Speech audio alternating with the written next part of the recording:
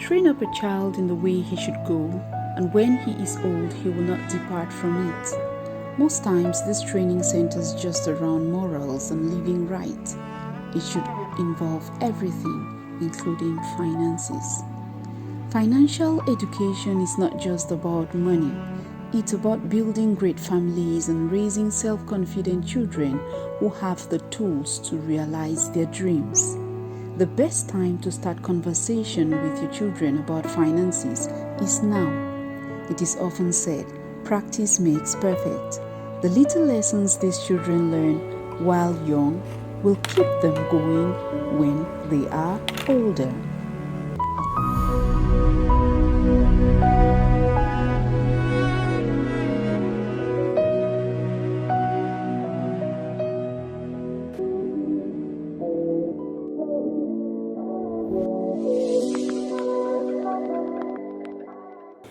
Hi viewers, it's yet another time on Chance's Haven with my dear and precious viewers.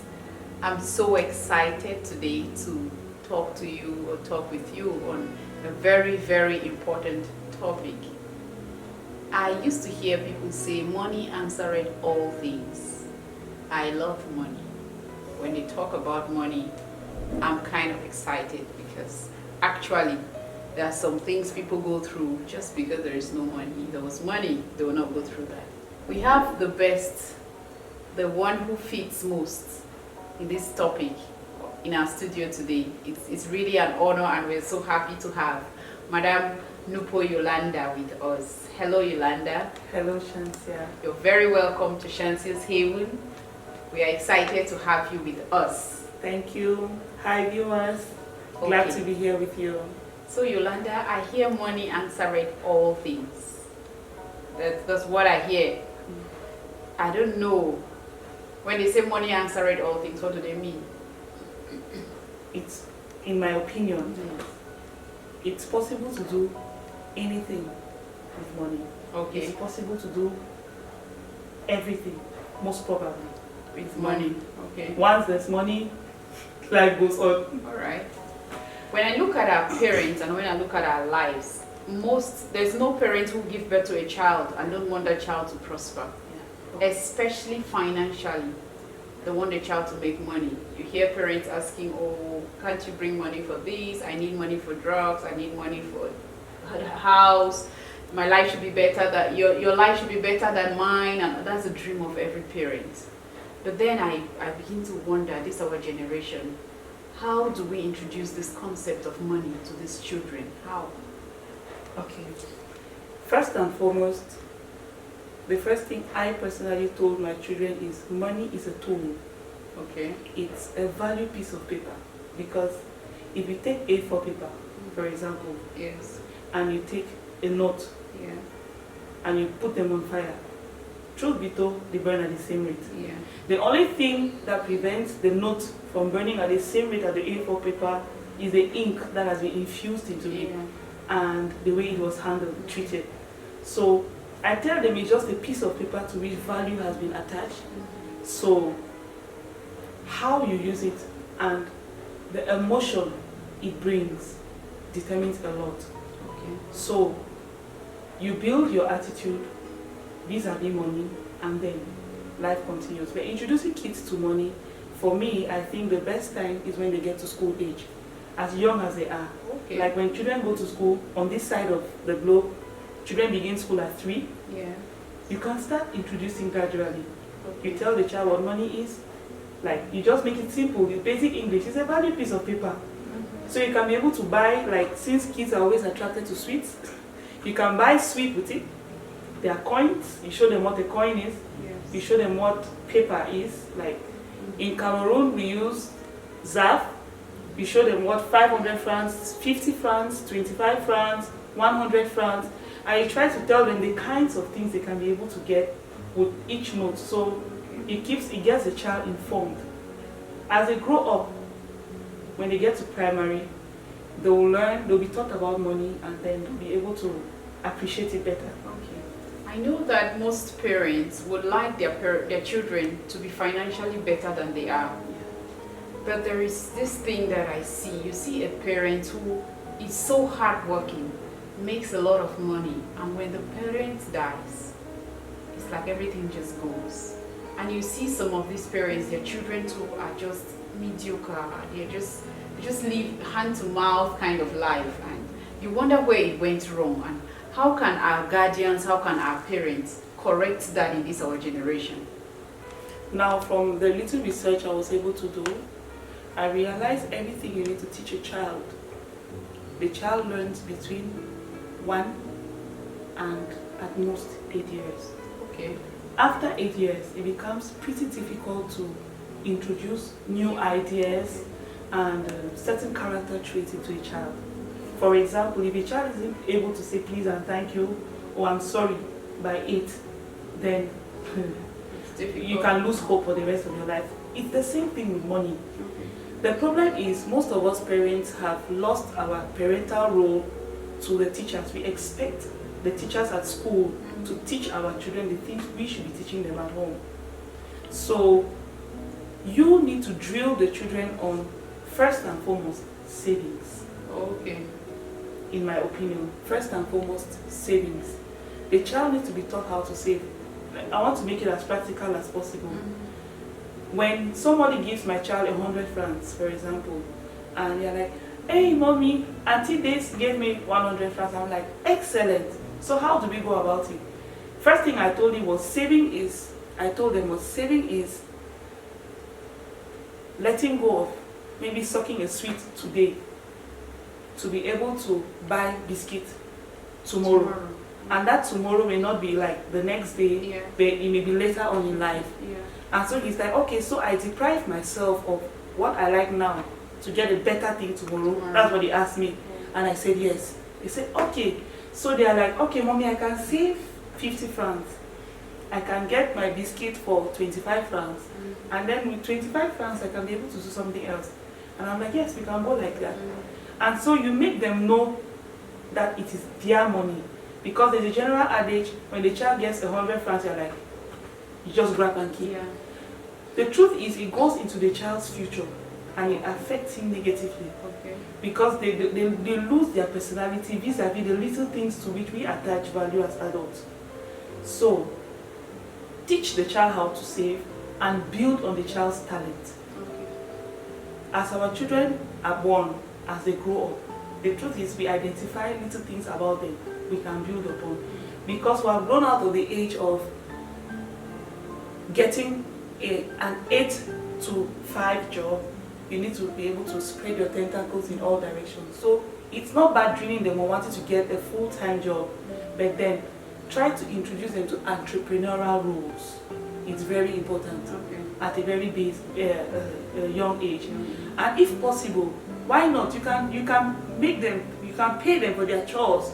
For example, I have a 5-year-old whom, with the advent of COVID, I made him give hand sanitizer to everybody that walks in.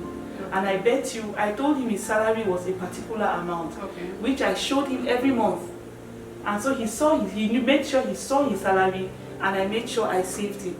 His salary doesn't pay his fees, it doesn't do any other thing. It is his salary, so it's meant to be saved for him, at least for his age.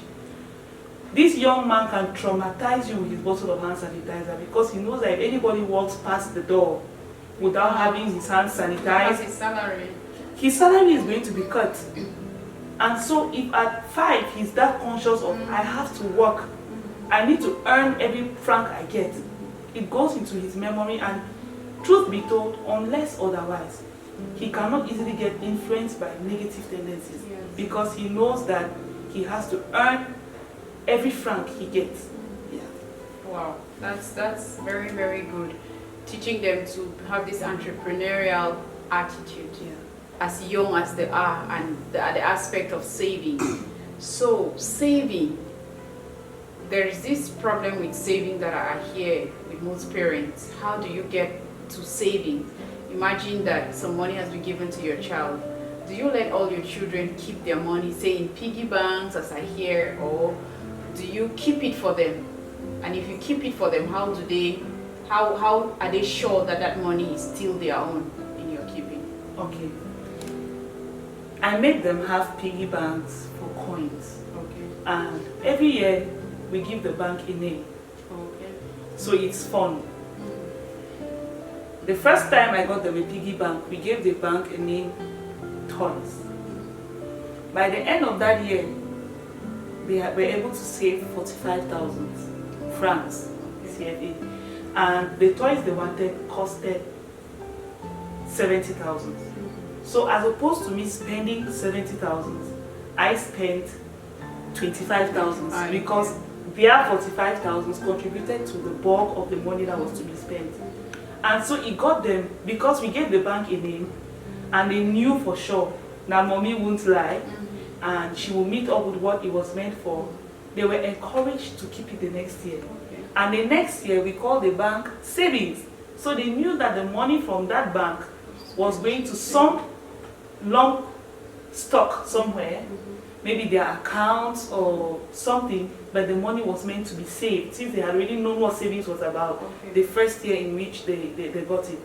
Now, imagine somebody walks through the door and gives them a larger sum, say 10,000 francs. Truth be told, I can tell them, okay, we'll go to the playground with 2,000 francs and 8,000 francs will save. And truth be told, their money doesn't go into any other thing house related. Be it bills, be it food, anything. Their money is their money. Okay. It is kept for them. Okay, when talking, you just mentioned something about into their accounts. Yeah. Do they have bank accounts? Yes. Are they aware that they don't have bank accounts? Yes. Okay, so it's something to encourage parents to have bank accounts for their children. It's important. So how is this money put inside? Is it your money you put into their bank accounts all the time, or how do you handle this? Well, savings comes from discipline. The truth is, as a parent, you need to discipline yourself to be able to save for your children. It's very important. So, truth be told, my son may earn 2,500, but I won't put 2,500 into his account. I'll definitely add something to him to put it in.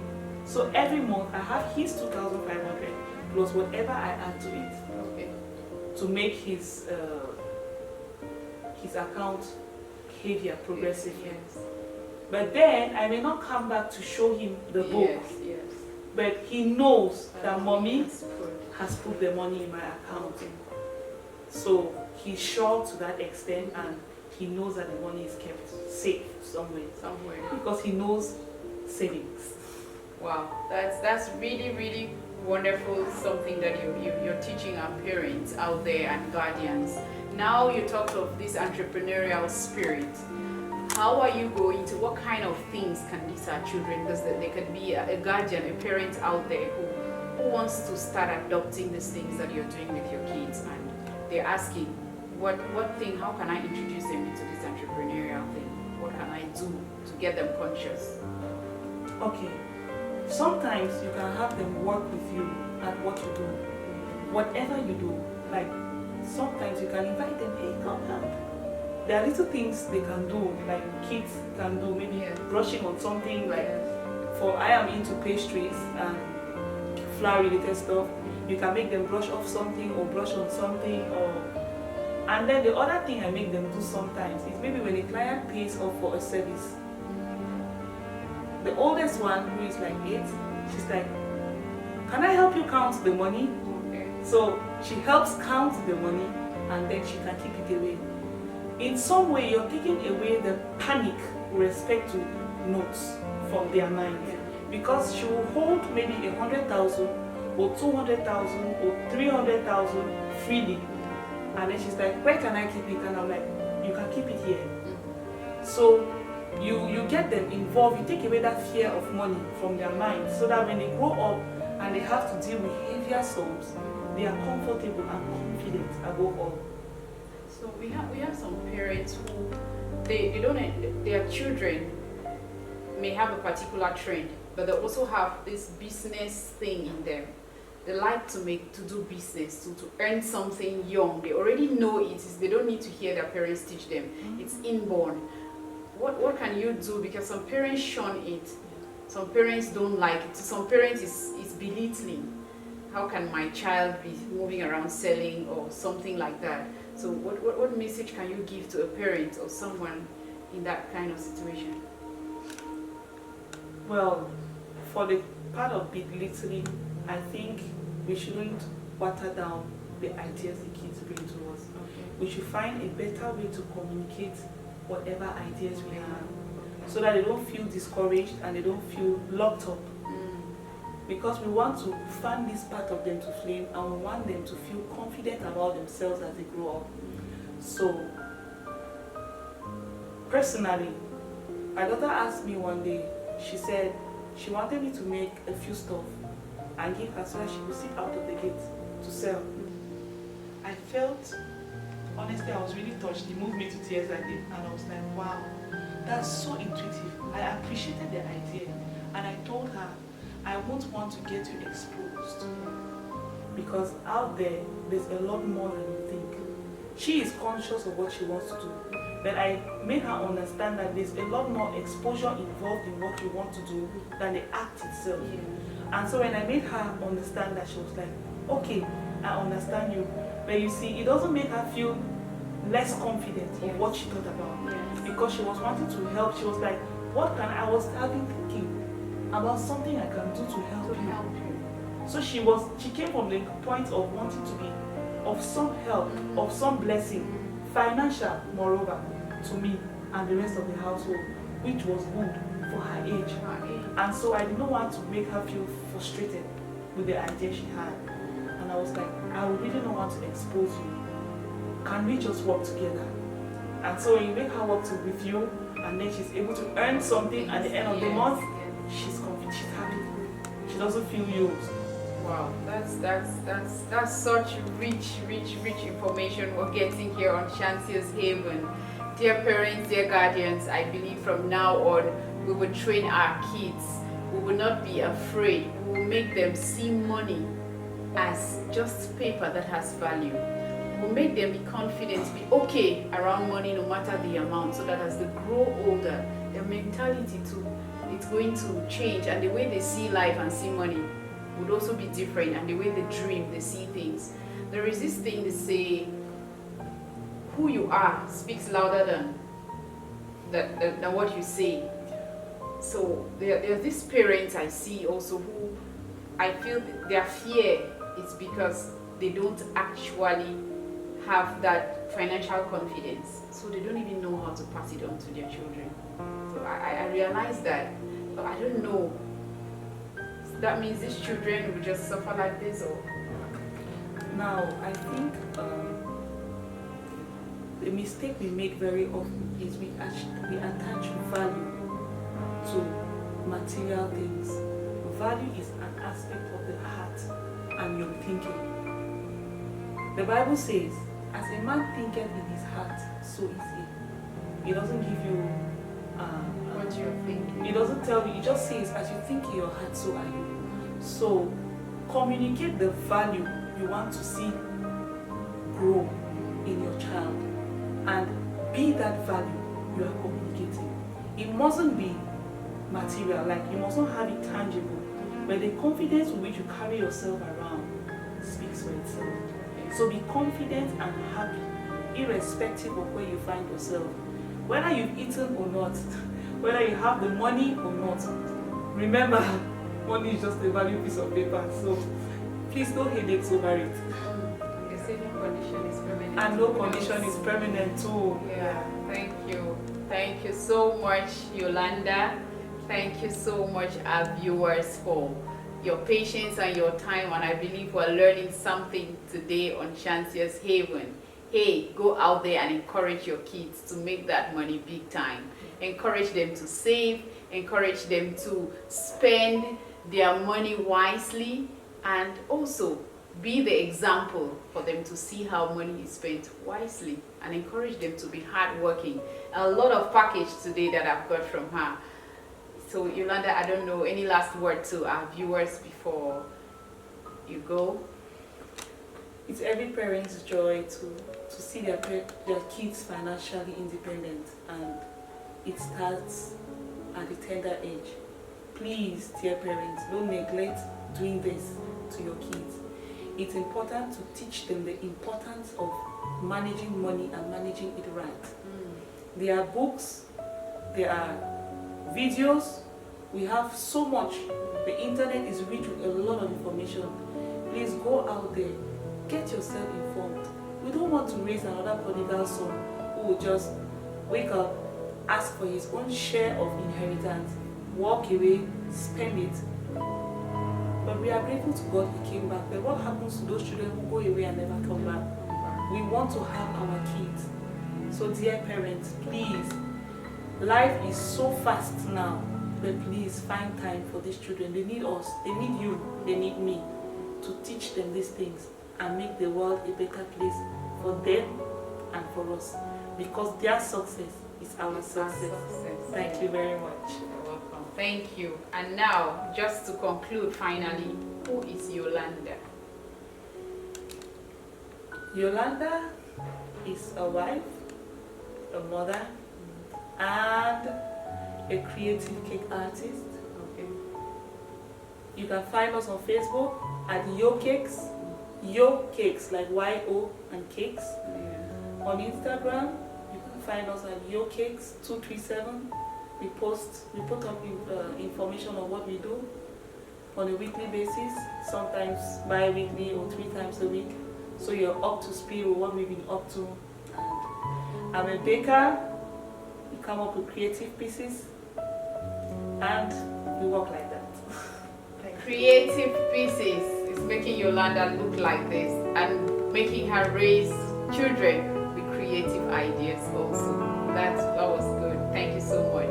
Hey viewers, train these children right and you will see what they will be tomorrow. Thank you for watching and never forget to leave it better than you made it. Remember, on Shantia's Haven, we are trying to work on each family so that we can have a better society.